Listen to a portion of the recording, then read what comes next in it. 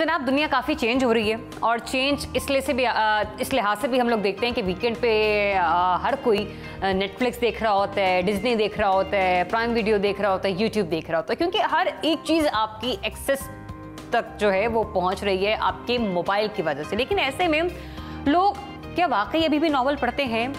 और क्योंकि एक टाइम था कि ख़वातीन बड़े नॉवेल्स पढ़ा करती थी, लेकिन अब वो रुझान खासा कम होता चला जा रहा है। लेकिन कुछ नॉवेल्स फैंटेसी नॉवेल्स होते हैं जिसमें कोई ना कोई ख्याली, तख़य्युलाती, तसव्वुराती कुछ इस तरह के एलिमेंट्स आपके जहन में शामिल होते हैं उस राइटिंग के वक्त। अब नॉवल की इस किस्म में अक्सर जो अफसानवी मखलूक़ात, जिसे हम इन शॉर्ट, ये बड़ा उर्दू वाला हो जाएगा, जादुई करैक्टर्स जो होते हैं वो शामिल होते हैं। आज हम आपकी मुलाकात भी एक ऐसे ही अपने गेस्ट से करवाएंगे कि जिन्होंने नॉवल जो लिखा है वो फैंटेसी बेस्ड एक नॉवल है, और वो जो नॉवल है 5 बहनों की कहानी है उसके अंदर, और उनकी ख्वाहिशात को इस नॉवल का जो है वो नाम दिया गया है, टाइटल दिया गया है। फरहान कियानी हमारे साथ मौजूद हैं, उन्हें वेलकम करते हैं और उनसे पूछते हैं कि ये जो उनकी नॉवल सीरीज़ है इसकी कहानी कहाँ तक पहुँची है जनाब, क्योंकि इससे पहले भी एक नॉवल तहरीर कर चुके हैं, और इसका लोगों की तरफ से फीडबैक क्या आता है? नाम है जनाब इस नॉवल का 5 विशेज़, यानी कि 5 ख्वाहिशात। बताया ना अभी 5 बहनें, इसलिए 5 विशेज़ है। तो बात कर दीजिए फरहान कियानी से। अस्सलाम वालेकुम and very good morning. Farhan बताइएगा ज़रा, इसका मतलब डेफिनेटली टॉपिक बड़ा इंटरेस्टिंग है, इस चीज़ का ख्याल आपको कैसे आया? क्योंकि अगर आपने ऐसा कुछ लिखा भी होगा तो कहीं ना कहीं कुछ ना कुछ लिटरेचर आपने पढ़ा होगा, उससे फिर आपने थोड़ा सा फैसिनेट होके आपने ये नॉवल जो है वो लिखा। देखें जी, मुतालिया तो उस तरह, क्योंकि ये एक मैजिकल स्टोरी है, इमेजिनेटिव स्टोरी है, सोची तो मैंने, लेकिन हाँ, I read Harry Potter to know के डायलॉग्स कैसे लिखते हैं। आई एम सेल्फ टॉट, मैंने वैसे इंग्लिश लिटरेचर में ग्रेजुएशन भी की है, लेकिन हाँ, जब लिखने की बारी आती है तो आप एक राइटर, आपके ऊपर एक रिस्पॉन्सिबिलिटी आ जाती है। आपने एक सिचुएशन को डिफाइन करना है, उसमें रीडर का इंटरेस्ट पैदा करना है। तो आई रेड सम बुक्स इसी से मिलती जुलती, जिस तरह Harry Potter, Lord of the Rings और ये Charlie and the Chocolate Factory वगैरह।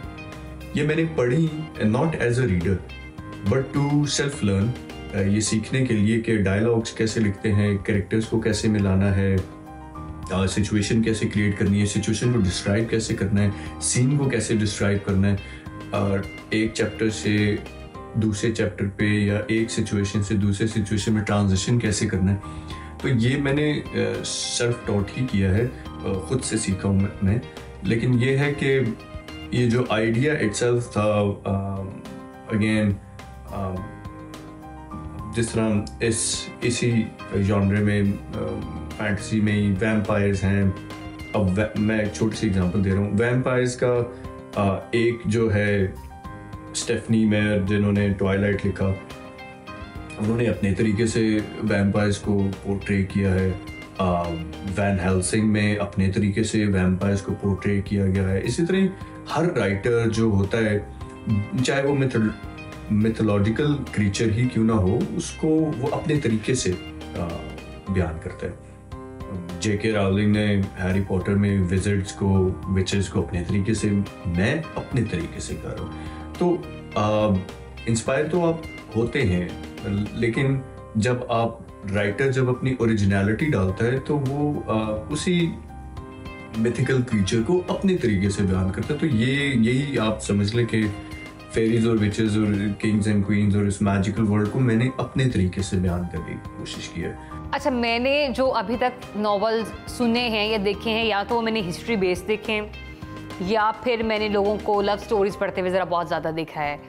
तो इसके अलावा भी कितनी टाइप्स होती हैं नॉवेल्स की, और ये किस किस्म के लोगों को अट्रैक्ट करती है? क्योंकि जहाँ तक मैं थोड़ा समझ पाई हूँ, जो फैंटेसी नॉवल जिसका आप जिक्र कर रहे हैं, ये शायद जैसे हॉलीवुड के प्रोड्यूसर्स हो गए, बॉलीवुड में किसी ने हॉरर मूवी बनानी है और कुछ इस तरह का एक एनवायरनमेंट क्रिएट करना है, तो इनकी इस किस्म के नॉवेल्स की एंगेजमेंट इन लोगों के साथ होती है।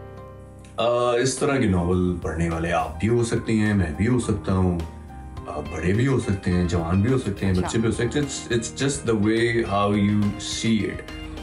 मैं अब मेरी अच्छी खासी उम्र हो गई है और मैं इस उम्र में भी कार्टून्स देखता हूँ, मुझे अच्छा लगता है। तो अब उसकी कोई एज नहीं होती, life is all about learning, और जिसमें आपको इंटरेस्ट हो। Fantasy, science fiction movies, books मैं पढ़ता हूँ, देखता हूँ। मेरी एज के भी हो सकते हैं, थोड़ी बड़ी एज के भी हो सकते हैं। तो इस सवाल का मैं एक और तरीके से भी आंसर करूँगा कि अपेरेंटली अगर आप बुक का कवर देखें तो वो कवर इट लुक्स लाइक कि ये कोई शायद बच्चों की है, लेकिन बच्चों के, छोटे बच्चों के लिए, थोड़े से बड़े बच्चों के, जिनको मैं कहूँगा यंग अडल्ट्स। यंग अडल्ट्स में इसलिए कहूँगा कि इसकी अपेरेंटली स्टोरी तो फैंटेसी है, मैजिकल है, विज़र्ड्स हैं, सारा कुछ है, विचेस हैं, बट उसके पीछे जो ह्यूमन फिलॉसफी है, वो जो आइडिया है वो काफ़ी मेच्योर है, और वो आपको human psychology, human life, human philosophy के बारे में बहुत सिखाता है। तो जिस तरह इसका आइडिया है कि हर इंसान के अंदर दो भेड़िए होते हैं, एक अच्छा होता है और एक बुरा होता है। तो आप जिस भेड़िए को ज़्यादा फीड करते हैं, आपकी पर्सनालिटी वैसे बनती। तो ये आई थिंक जो फिलॉसफी इस तरह की, थोड़ी सी, बहुत छोटे तो नहीं, यंग अडल्ट्स, टीनेजर्स जिन्हें जो होते हैं वो ही समझ सकते हैं, ताकि वो उसको समझ के फिर उसको अपनी ज़िंदगी पे अप्लाई भी करें।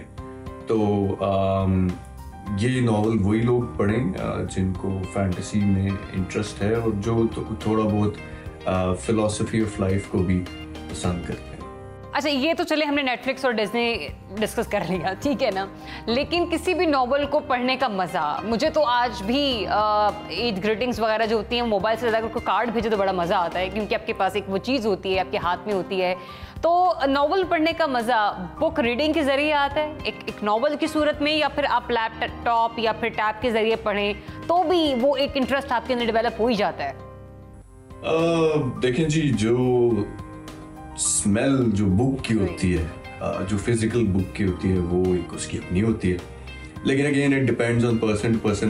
मैं थोड़ा ओल्ड स्कूल हूँ, मुझे बुक्स, फिजिकल बुक्स को पढ़ना वो एक फीलिंग ही अलग होती है।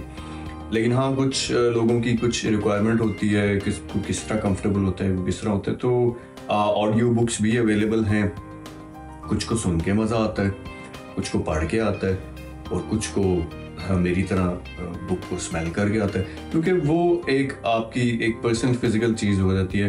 लैपटॉप्स में, टैब्स में यह है कि कुछ लोग ट्रैवल कर रहे हैं, किसी का वो कंफर्ट लेवल जो है वो स्क्रीन पे देखने का, तो वो हर किसी की अपनी अपनी चॉइस होती है।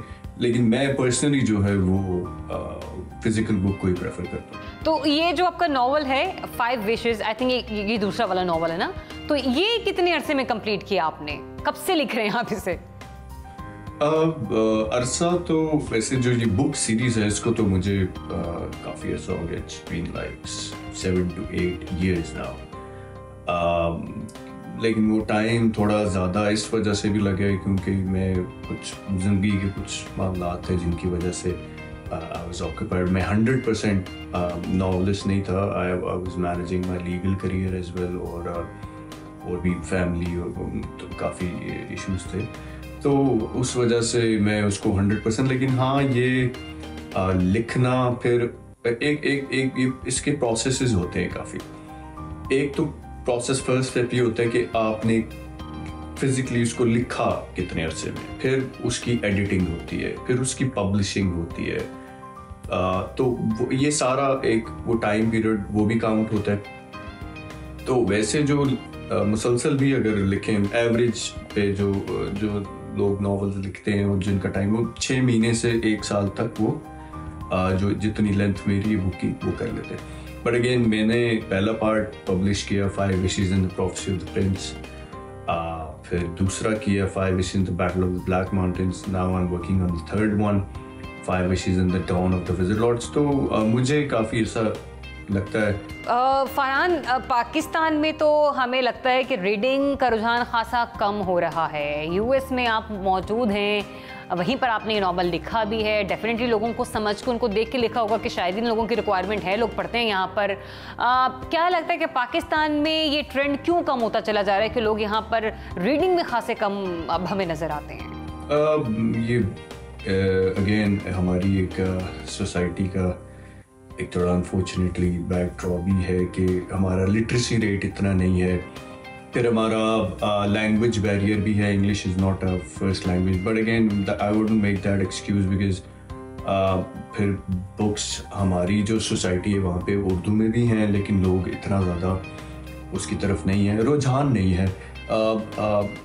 इसका सिविलाइजेशन से बहुत ताल्लुक़ है। US is a more civilized nation. उनके बच्चों में, उनके सिस्टम में एक ये लिटरेचर और एजुकेशन और सिविलिटी को बहुत ज़्यादा तरजीह दी जाती है। हमारी सोसाइटी में हमारे बच्चे हैं जो इवन मिडिल क्लास के हो गए बच्चे, वो भी यही उनकी प्रेफरेंस होती है। बस किसी तरीके से हम कोर्स बुक्स पढ़ लें तो वो बहुत बड़ी बात है। तो लेकिन ये है कि इस तरह होना नहीं चाहिए। कौमें तरक्की तभी करती हैं जब इस तरफ आपका पढ़ाई की तरफ, लिटरेचर की तरफ, और खाली कोर्स बुक्स तो वो कहते हैं ना कि अगर आपके पास डिग्री है तो ये लाजमी बात नहीं है कि आप एजुकेटेड हैं या आप सिविल हैं। तो डिग्री डज नॉट सिग्निफाई कि आपके अंदर सिविलिटी है या नहीं। तो मैं तो यही समझता हूँ कि एजुकेशन के साथ साथ जो लिटरेचर होता है, जो रीडिंग हैबिट्स होती हैं, ये आपको बहुत ज़्यादा आपकी पर्सनालिटी में बहुत ज़्यादा निखार। आप चार बंदों में बैठ के जब आप अपने ख्यालात का इजहार करते हैं, बात करते हैं, तो आपकी बात में और जो नॉर्मल बंदा होता है उसकी बात में फ़र्क होता है। अच्छा, मुझे ये बताइए कि जो ये नॉवल था पहला वाला 5 विशेज़, उसको पाकिस्तान में लोगों ने कितना पसंद किया, उसका फीडबैक आपके साथ किस तरह से शेयर किया गया? जी बिल्कुल, मैंने जैसे कहा कि मिली तो है, मेरी बुक उर्दू में भी ट्रांसलेट हुई है, उसमें भी लोगों ने उसको काफ़ी पसंद किया है।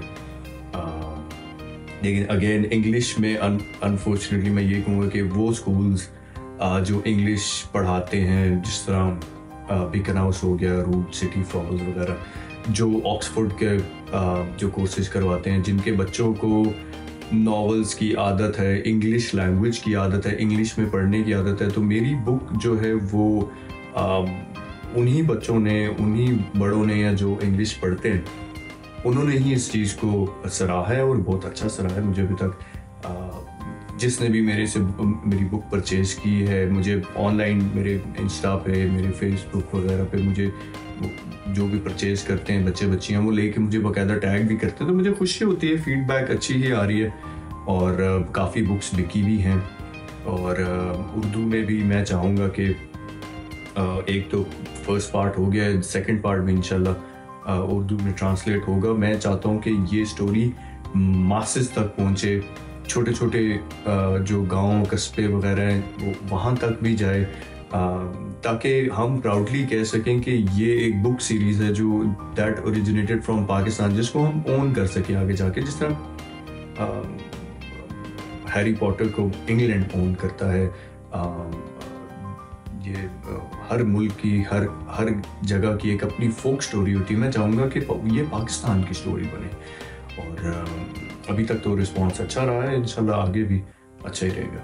Lastly but very interesting, Pakistan में बुक रीडिंग कल्चर को अगर हमने प्रमोट करना है, या यूँ कह लीजिए कि इस कल्चर को जो कि दफन हो गया तो उसे दोबारा से हमने ज़िंदगी देनी है, क्या स्टेप्स लेने होंगे और किस तरह से इस पर काम करना पड़ेगा? ये किसी एक बंदे का काम नहीं है, ये हमारी सोसाइटी को एज अ होल इसमें पार्टिसिपेट करना पड़ेगा। पेरेंट्स को अपने लेवल पे करना पड़ेगा, स्कूल्स को अपने लेवल पे करना पड़ेगा, गवर्नमेंट को अपने लेवल पे करना पड़ेगा। फिर जो मुझ जैसे जो लोग हैं जो चाहते हैं कि पाकिस्तान में लिटरेचर को फ़रोग मिले, वो अपने लेवल पे कोशिश करें। तो आई थिंक इंडिविजुअल लेवल पे सब करेंगे तो as a whole, as a nation हमारे ऊपर असर पड़ेगा। लेकिन अगेन वही वाली बात है कि क्योंकि विजुअलाइजेशन ये स्क्रीन्स, टीवी, टैब्स, ये चीज़ें इतनी ज़्यादा हो गई कि अब डिजिटल दौर है, बुक्स से लोग अब हमारी जो आने वाली जनरेशन है, it is more comfortable with the screen rather than the paper. तो ठीक है, दुनिया चेंज होती है। आपको अगर बुक्स से ट्रांजिशन करनी ही है तो आप बुक्स को डिजिटलाइज कर दें, आप ऐसे भी इसको लेके जा सकते हैं। लेकिन eight the end of the day आपका जो मकसद है कि रीडिंग हैबिट वो बच्चों में क्रिएट करनी होती है। हमारे बच्चे माशाल्लाह से, हमारा जो सिस्टम है वो अनफॉर्चुनेटली ऐसा है कि वो स्कूल के करिकुलम का इतना बर्डन होता है उनके ऊपर, उनके स्कूल का होमवर्क हो गया, उनके कोर्स बुक्स इतनी होती हैं कि बच्चा जब स्कूल से आता है तो वो इतना शदीद टायर्ड होता है कि उसका दिल ही नहीं करता कि मैं कुछ और पढूं। और जो समर वेकेशंस होती हैं, जो विंटर वेकेशंस होती हैं, उसमें भी बच्चे जो होते हैं they just want to break from reading and they just want to play, which is a good thing as well. But at the same time बच्चों को ये रियलाइज करवाने की ज़रूरत होती है, इवन यंगस्टर्स को भी, कि ये तो आपका कोर्स बुक है, बट अगर आप पढ़ेंगे, आप लिटरेचर को गो थ्रू करेंगे तो this cleanses your own soul. ये आपकी अपनी रूहानियत, आपकी स्पेशल जो स्किल्स हैं उनको इंक्रीज करता है। तो वो साफ डिफरेंस आपको नज़र आने लग पड़ता है उन बच्चों में जो लिटरेचर के आदी होते हैं और उन बच्चों का जो सिर्फ और सिर्फ जो अपनी कोर्स बुक्स या उन तक होते हैं। तो ये चीज़ हमें मैं चाहूँगा कि मैं तो एज एन इंडिविजुअल तो मेरी कोशिश यही है कि मैं इसको ज़्यादा से ज़्यादा लेके आगे चलूँ। लेकिन वही बात है कि at the end of the day एक बंदे के नहीं, हमें as a nation, as a whole हम इसको आगे लेके चलने की जरूरत है। Thank you so much Farhan, खुश रहिए और इस किस्म के नॉवेल्स मजीद लिखते रहिए। वी जस्ट होप कि आप नॉवल लिखकर पाकिस्तान में इस पर ड्रामाज या मूवीज़ बने। और दूसरा ये कि आज के हमारे जो सेगमेंट्स हैं वो खास से बड़े इंटरेस्टिंग होते चले जा रहे हैं। एक तो था हमारा वो प्रोस्थेटिक मेकअप का, और उसी के साथ ही अगर हम फैंटेसी को भी थोड़ा सा डाल दें और फरहान की स्टोरीज ले लें तो देखिए ना कि हमारे जो यंगस्टर्स हैं कितने मज़े मज़े के काम कर रहे हैं। एंड डेफिनेटली इस किस्म के आइडियाज़ या इस किस्म की स्टडीज़ जो हैं वो बाहर के ममालिक में ज़्यादा हो रही हैं, तो वहाँ पर हमारे ओवरसीज़ बैठ जो हैं वो पाकिस्तान को किस तरीके से तरक्की की तरफ ले जाना चाह रहे हैं।